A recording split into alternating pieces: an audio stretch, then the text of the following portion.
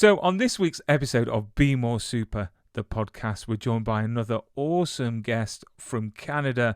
She's going to be nice because everyone in Canada is nice, which is great. It's Princess Davis. Princess, welcome to the show, my love. Hi, thank you so much for having me, Brian. It's my absolute pleasure, and you know, I love having Canadians on because they are generally very, very nice. So it's true what they say. You know, the myth of all Canadians are nice. But we're getting you on the show today to talk about an awesome new Christmas movie for the holidays. But before we chat about that, I always like to touch base with my guests because the last 2 years have been quite challenging, to say the least, with all the Mhm. madness that is going on. So how have you kept positive, if you have, and kept moving forwards during these difficult times? Yeah, during COVID was definitely, well, I guess we're still in it, but when the whole industry shut down and all that, it was definitely challenging.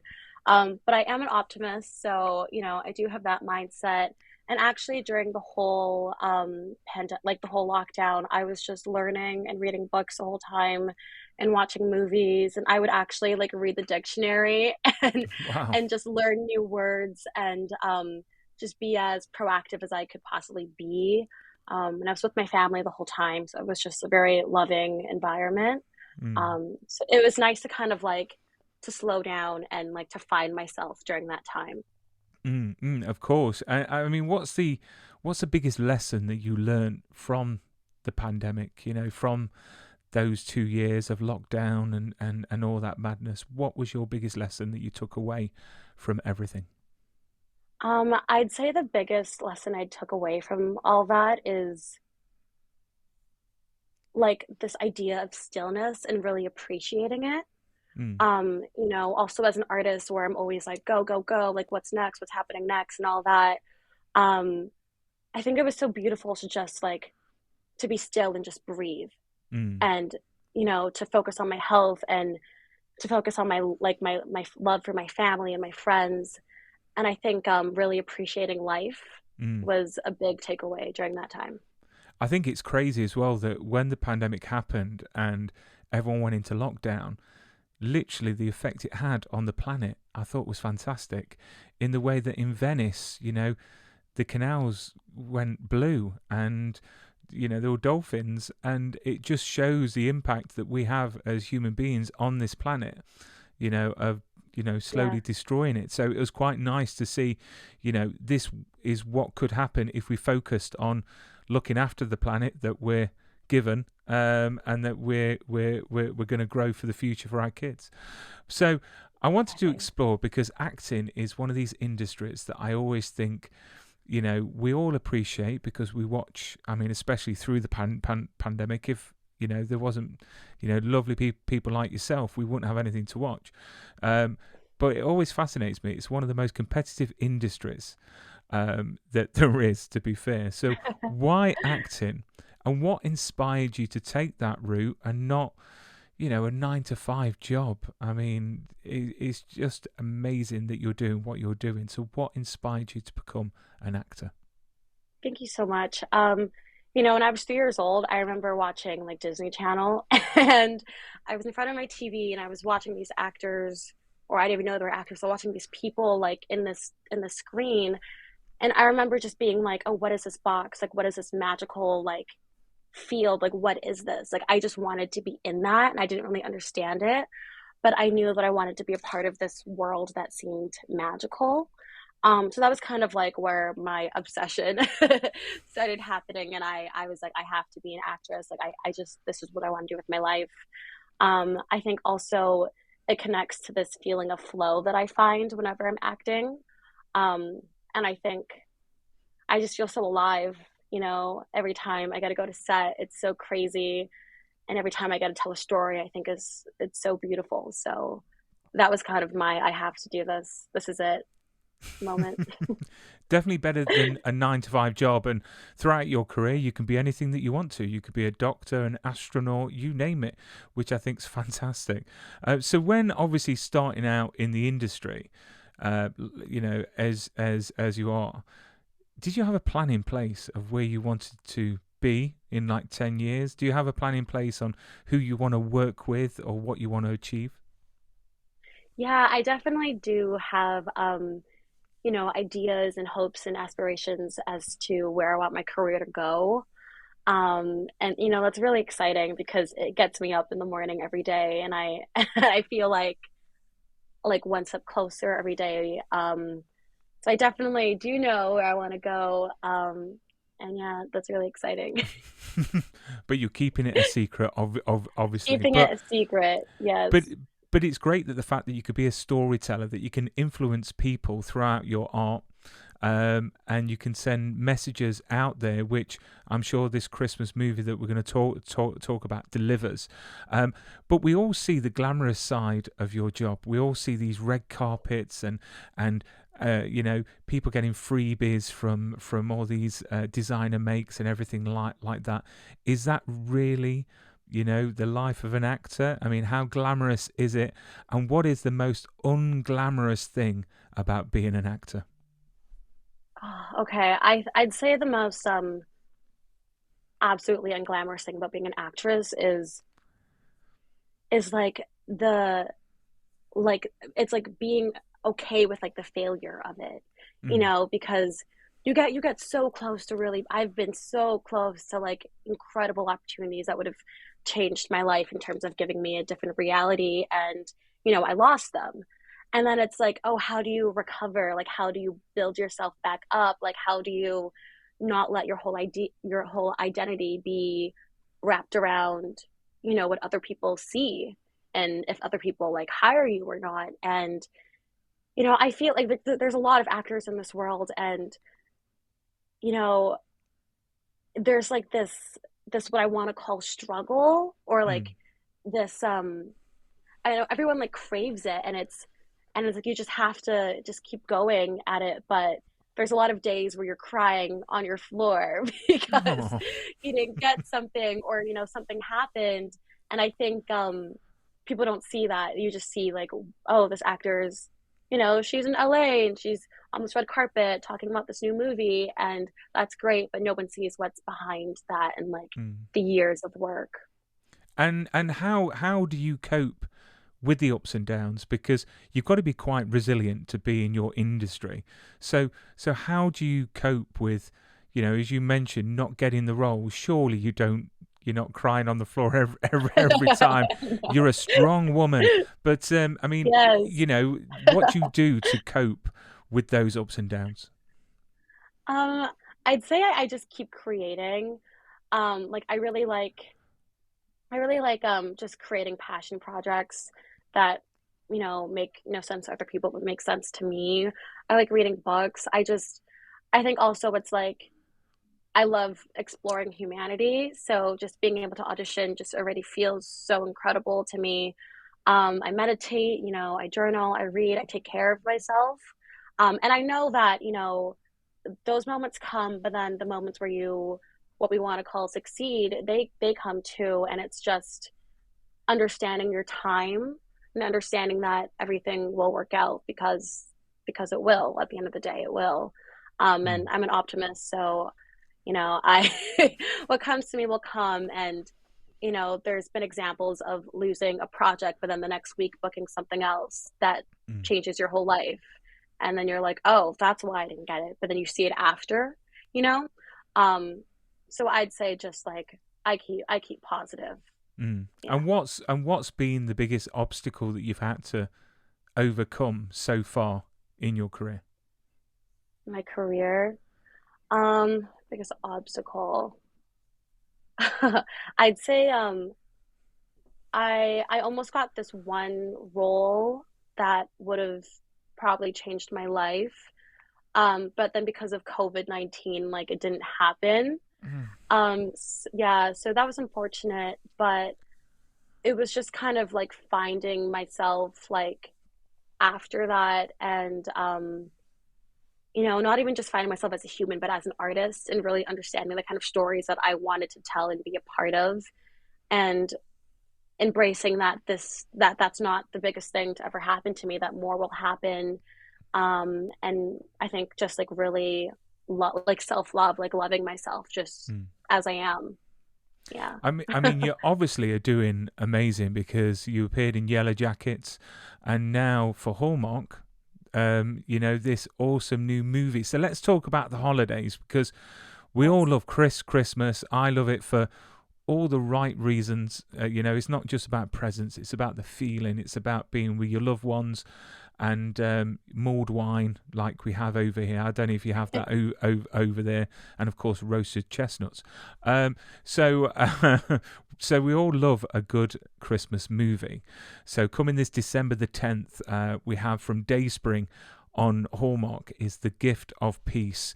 If you could tell us a bit about the movie and who you play, I've got a little poster just here. There we go, magically on screen. Beautiful. So if you could tell us a bit about the movie and who you play in it. Yeah. So the movie follows this woman named Traci.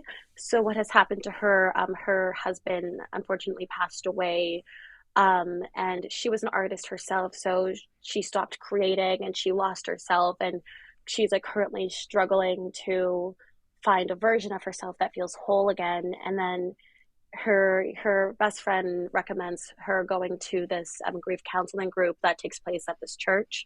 And Traci was like this former Christian, but she's lost her faith ever since her husband. So the movie follows her and her journey of meeting different characters in the group and like finding herself and finding peace again. And my character, her name is Regina, and she's one of the members in the grief counseling group.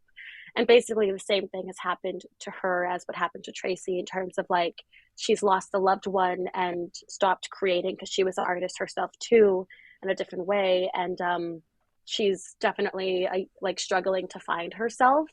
And she's a young adult, and in the movie, she presents as being like, very, very Canadian, I'll say. She's very like kind and soft and gentle, and she's just like this bundle of love.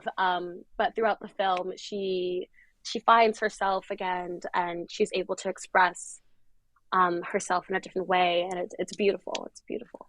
I mean, from the trailer, it definitely looks like a film that you've got to have your tissues at the ready, and it's going to take you on an emotional journey, which I think every Christmas movie needs to, because I think it leaves you with a sense of hope that things are going to get better, and it makes you feel a bit warm and fuzzy inside, which most Christmas movies do. So when did you Yeah. shoot this? Did you shoot this earlier on in the year? Whenabouts did you shoot this movie? Yeah, so we shot this in August at I think the end of like in the middle of August. Hmm. That's when we shot this. So it was like during summer, it was so hot. We were wearing sweaters because we're presenting as it being Christmas, and it was every day on set. I was like like sweating so much, but it was so fun. But this is the thing. I mean, a lot of these Christmas movies or special episodes for shows at Christmas, they always film it like throughout the year. So was it an odd feeling, taking aside obviously the feeling of being in hot weather, but actually feeling Christmassy because there's snow in the trailer of the actual thing. So how did they get snow in the middle of August? And did you feel Christmassy making it? I actually did feel really Christmassy. I think for me the idea or the feeling around Christmas feels like, like love and family and like this warmness. And just like with the cast, I felt so much love and we felt like a family making this movie. So I definitely actually did feel like, oh, this is Christmas. It did feel very like warm and lovable. And with the snow and all that, we had some days where the sun wasn't up, so it was easier to like physically like believe that. But I think I don't exactly know how they get snow on set, but they did somehow, and it was really impressive and cool. Yeah. Oh, it would have been really nice if you, I don't know, went to sleep and woke up and it was snow everywhere. How magical would that be? So this movie, as you mentioned, is centered around grief, which is quite a sensitive subject. So what was that Mhm. like to deal with on screen, for yourself? I mean, I'm not sure if you've experienced any grief yourself, but it's got to be quite a sensitive subject to tackle. Yeah, it was definitely a very sensitive topic. I actually lost my stepfather last Christmas, so it was so crazy getting to do a movie about grief surrounding Christmas time. Mm, And a lot of the castmates were actually going through like grief in their own ways. Nikki, the lead of it, she lost her father recently too, so she was in the process of that, and there were other members of the cast going through it in their own ways too. So we definitely really like had each other, and we were listening to each other and just like loving each other, and we would share stories about our loved ones and stuff like that. So I definitely did feel like I healed in some way through the movie, through mm, expressing grief through my character Regina, and just through listening to the other characters too. mm. So yeah, it was a very beautiful Yeah. experience. I mean, so Yeah. so so sorry for your loss. I mean, I lost my dad in July. I think the Mm, same time as I read that Nikki lost her dad. And dealing with grief is one of these odd things that for everyone it's completely different, and how we yeah. deal with grief can be difficult at times. So I suppose movies like this is quite nice because it addresses it, and we explore how people deal with it. Um, but it's nice for it to be tackled. It's not nice, I suppose, to see on screen, but from the trailer, I think it's going to be done in a beautiful way, which I think's great because we shouldn't cut ourselves off from speaking about it. And I quite like the Exactly. idea of having a group of people, because you don't find over here like grief counselling sessions or groups.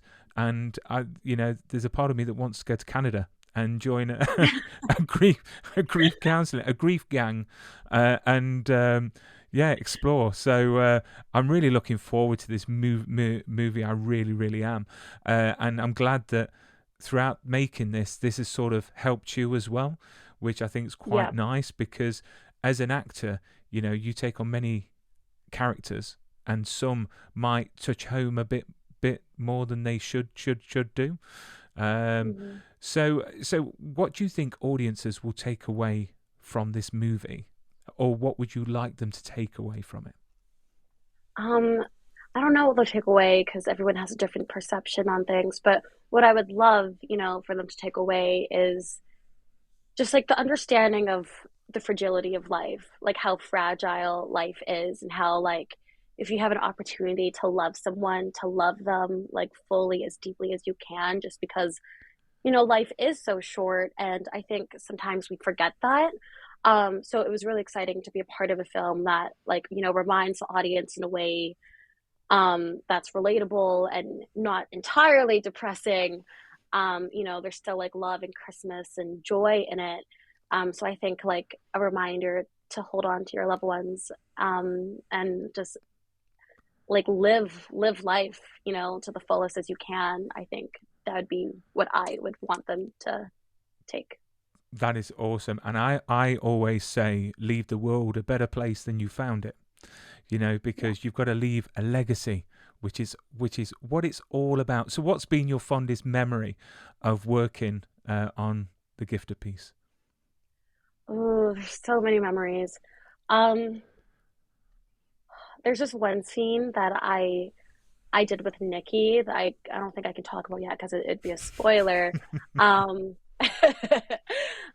but it took place in this church, and we were sitting, and we were staring at the altar, and my character was talking to her character, and I just remember there was like this feeling of like peace that came over me, this feeling of, oh, like that's what I'm getting from this character. This is what I'm learning. Like this is what it feels like to let go and to heal like through it. And Nikki is like the best scene partner you could ever. She's like the best human. She's so loving and kind. I literally just loved just watching her on set. She's so incredible. Yeah, like I felt so connected to Nikki, and I just remember that scene being one of my favorites and one of a really pivotal moment in my mind. Mm. Yeah. So that's the December the 10th on Hallmark. Cannot wait to watch it. I really can't. While we're on the subject of the holidays, apart from this movie, what's your favourite Christmas movie to watch every year? Oh, wow. Okay. Me and my sisters, we really like watching The Grinch. I really like that. It's so silly. It's so fun. Um, I think I'd say that. I really like watching that with my family. Yeah. Yeah, I mean, I wish I could get my kids to stay. I've got a 9 year old and a 5 year old, two girls, and literally the only thing they sit through is zombies on the Disney Channel. That's the only thing they sit down. I'd love them to watch a Christmas movie, but mine has got to be Santa Claus the movie. I don't know if you've heard of it, but go out and watch it. It's got Dudley Moore in it. It's a classic. It was made in the early 80s. But it's Oh. just a beautiful movie. So what's next for you? What are you working on at the moment? Is it a case of putting your feet up and enjoying the rest of the holiday season and enjoying the release of the movie? Um, yes, so right after filming that movie, I think I had like a week break and then I like immediately got cast in these two other films that I filmed back to back. So I can't really talk about those movies yet, but what I can say is that they're based off of the song by this artist who sings a lot of like R&B music. So one of the movies is like based in the 90s and they come out next year. And they're really exciting films. I feel like they're films that haven't really been done in a long time before. So, that's what's next for me and that comes out next year. And yeah. Do you know what? I love this part where we play like a guessing game of what it could be. So now in the back of my mind, I'm thinking it's based on a song, 90s R&B. That is my era of music. So I'm thinking, right, who could it be? But do you know what? I'm sure that we'll stay connected, and I'd love to have you back on once those movies come out. But one of the last questions I wanted to ask you is, if your life was a movie, what title would it have? Becoming. Just the Excellent. word becoming. Yeah, becoming. I So, don't know, it Princess, came to me. do you know what? You know what? That is probably the most simplest and nicest name for a movie. You don't want to hear some of the names of some of the movies I've had from stars in previous interviews. But Princess, thank you so much for being a great guest. I look forward to a gift of peace on the Hallmark channel by DaySpring. The trailer looks awesome. But thank you so much. Look after yourself. Keep safe and stay super. Thank you for having me. Thank It's you a so pleasure. much.